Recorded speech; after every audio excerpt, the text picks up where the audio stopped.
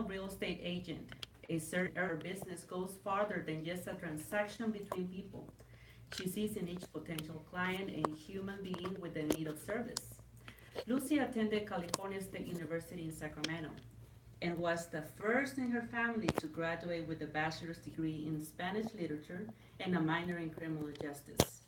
Lucy began her career in real estate in 2002, serving the Sacramento surrounding areas. She rapidly developed a very successful practice, receiving awards for production and service. In her first year, she acquired a Master's Club status. Aside from the Recognitions Award, her continual inspiration was the joy on the faces of the first time buyers when they acquired their new homes. Lucy sells to expatriates from Canada and Europe, and her bilingualism aided tremendously in these transactions. Lucy is fluent in English and Spanish. She understands and speaks basic elementary French and Italian. Lucy served as the CSUS Latino Alumni President from 2005 to 2013. She was also the director for the Mexican American Pigeon for the Mexican Culture Center from 2006 to 2011, where she empowered over 100 young women to achieve a higher education and serve their community. She served president of NAREP Sacramento chapter from January 2015 to July 2017. And she is currently serving on the NAREP National Association of Hispanic Realtor Professionals as the past president. Without further ado, let's welcome Lucy to the show. Lucy, thank you in advance for sharing your experience today. Let's give our audience a little bit of history. Can you tell us how did the Airbnb hosted started? There's still a lot of people that don't know about this. Yeah, well, thank you for inviting me, Brenda. It's an honor, and man, I sound good on paper. No, I have done all that stuff, and Airbnb is something new, and that I actually started exploring, and I've been enjoying quite a bit. I've always been an entrepreneur. I think it's in my blood. My family has business as well, but the Airbnb, the history of it is what is kind of captivating. It's actually very captivating. It started off with three starving students. They were living in San Francisco, and they just come up with this idea to be able to make ends meet.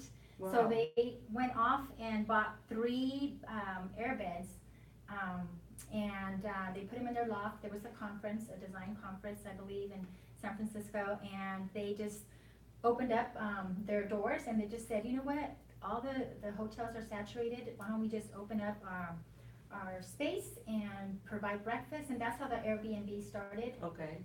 It was airbed and breakfast first, and it was they were providing a good night's sleep and breakfast in the morning.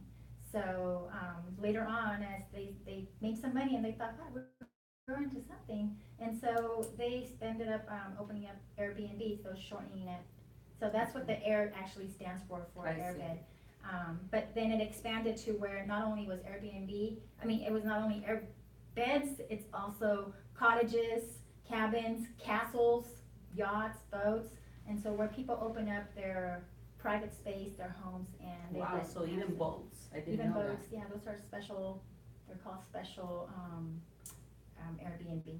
And to me, it's a surprise because I didn't know it started in San Francisco.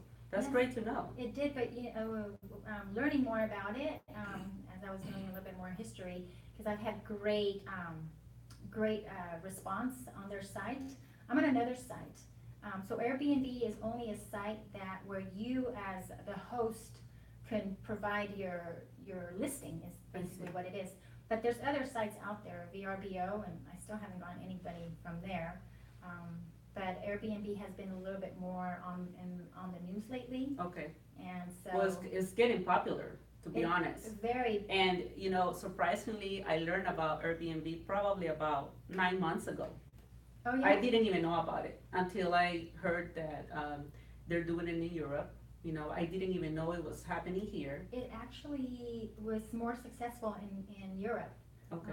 And what I heard from other people was because they already have the hostels. So it took off. One of their first international offices was actually in London. So it's in about 191 countries. Wow. And, yeah, and it was just about three struggling, students, or not so much just students, just young men, and, come up with this idea. They had no idea it was gonna grow this big. Now I believe it's like $25 billion company. Wow, amazing. When did the Airbnb come to Sacramento? Well, I was told, in 2013 was about when it started coming this way. Okay. But it wasn't until 2016 where the city and the county started adopting certain regulations and permits on having control of it. Because the whole thing is of stimulating our economy, not only locally, but as you know, it's worldwide, globally. Mhm. So, Airbnb works directly with the local government to be able to have certain regulations and not upset people, because, it's kind of like in the whole NIMBY thing, not in my backyard, where a lot of people Right. don't want it in their backyards. So you could imagine where there's a nice neighborhood, Mhm. and then all of a sudden, you're thinking you have a neighbor, but then every week you have two, three. Somebody, yeah. Exactly. Yeah. So the city and, And not county- everyone can cope with that, for sure. No, so there are laws that you have to abide by, and you have to find out what those regulations are with your city and your county. And here in Sacramento, I actually, I'm in the county, so, I'm in the unincorporated area, and so I fall under different than the city. But in the city, I believe that they have a limit. Okay. And you have to provide a floor plan, you have to provide, in my situation, I'm leasing from my landlord, and so he granted permission that I can do this. Yeah. And so I had to provide a lease agreement, I had to pay $270 for the permit. Wow. I also had to, get a business license, Okay.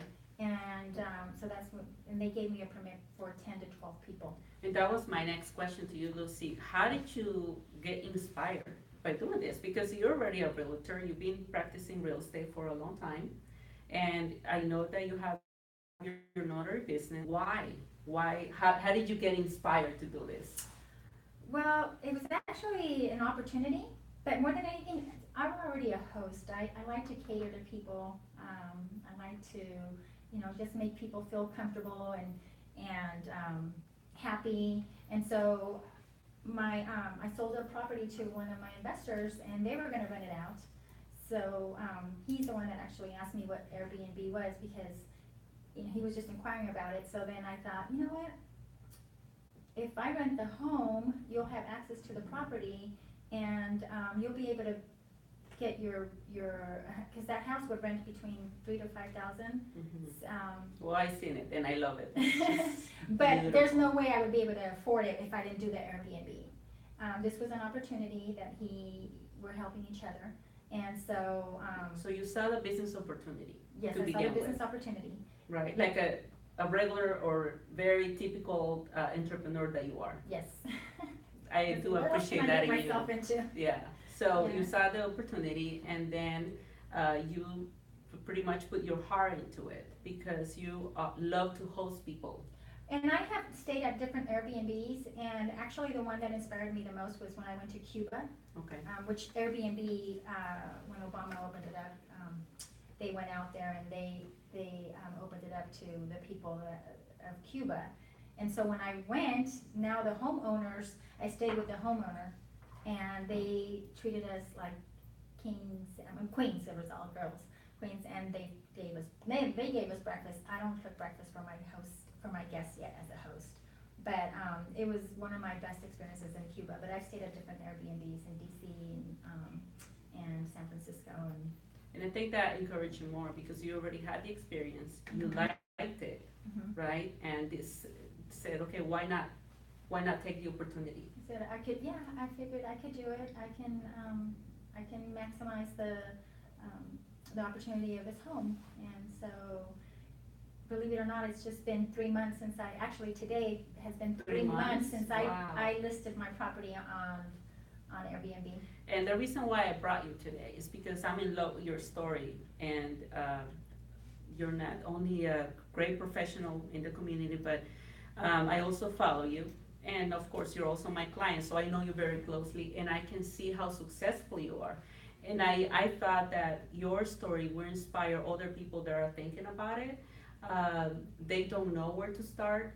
They don't know what the regulations are. And we're gonna be talking about all this, throughout the show. I also know that the economy, it's evolving every day. And the consumers are looking to save more and more.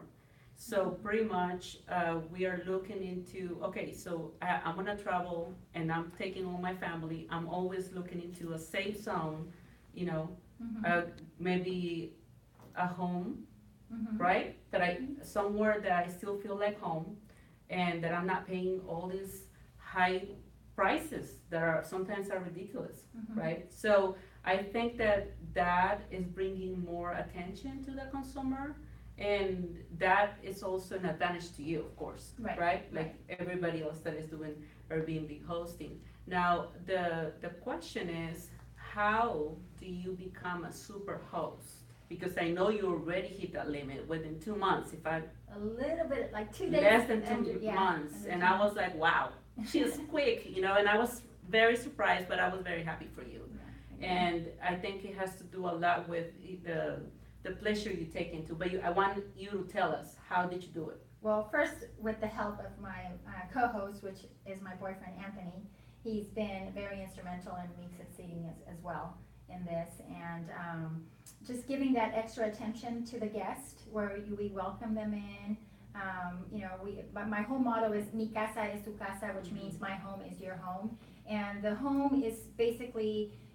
If you go in there, there's nothing personal, no pictures, no nothing, because people want to feel like it's their home. So I have it pretty generic, I guess you could say, but very beautiful.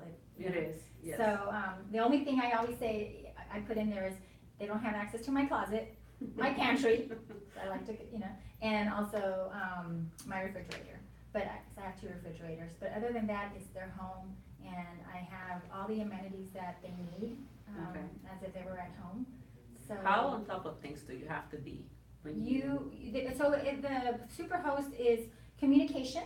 Mhm. How easy is the home to get in, the accessibility to it, which we have, the cleanliness. The guests rate you they give you a review at the end of the stay. And Okay. we are able to, as host, also review the guest. Oh, So, really? oh, yeah, yeah. So you it's- have control Yes. of the guests Yes. with you? Wow. Yes. And it won't get posted unless I review them, or vice versa. I see. Yeah. So that means that if you have a bad guest, that can go against them? Oh, definitely.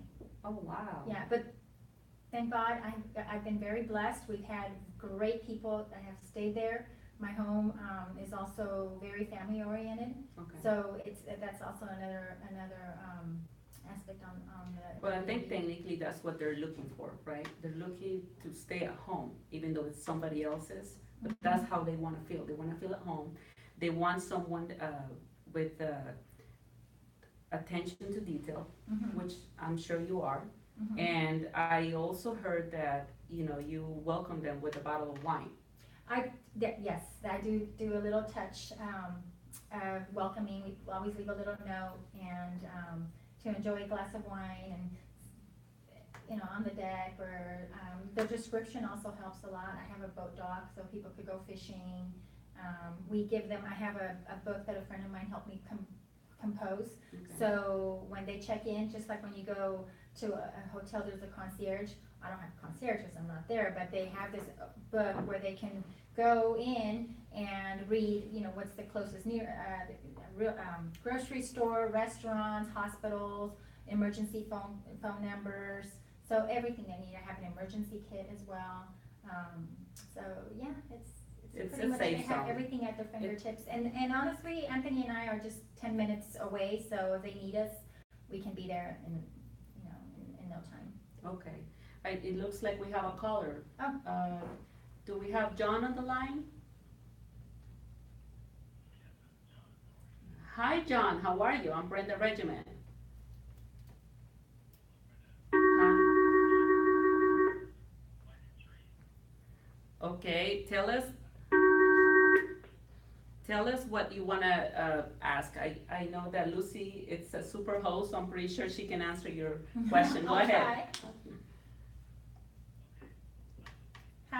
Hi, John.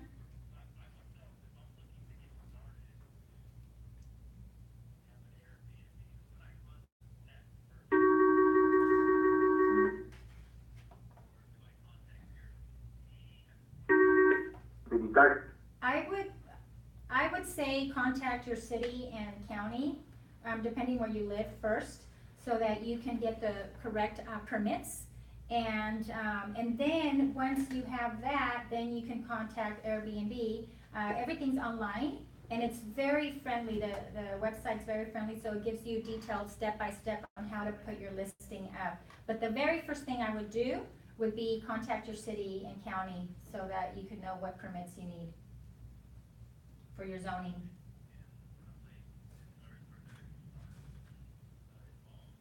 Just the permits, for example, here in Sacramento, I paid a $270 permit with the county, and then it was a $50 business, $50 business license that I had to get, or 59, I can't recall exactly, but it's probably under $300 for that, for your permits. And then, it all depends, if you already have a home and it's furnished, then, you know, you don't have to buy furniture, but if you have to buy furniture and furnish the home, then it can be anywhere in the thousands if you have to start from scratch, if you don't have anything. But if this is mainly your home, if you have everything, then your expenses should be probably under $500.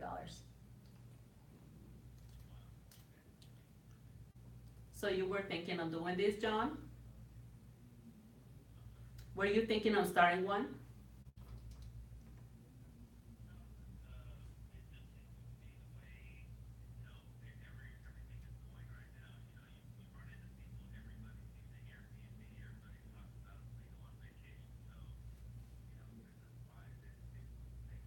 It makes sense, absolutely. It makes sense, I see it. Well, thank you so much for your call, John. Yes, thank you. You're welcome. Okay, looks like we have to go on break. We will be back with Lucy Garcia. We have a lot more to discuss, and please stay tuned. Thank you.